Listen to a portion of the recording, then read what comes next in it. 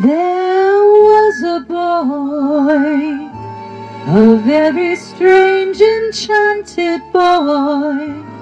They say he wandered very far, over land and sea.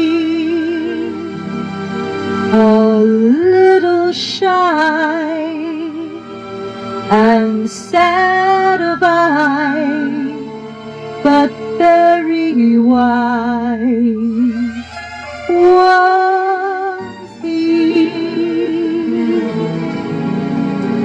And then one day, a magic day, he passed my way, and while we spoke of many things, fools and kings, this he said to me: the greatest thing you'll ever learn is just to love and be loved in return.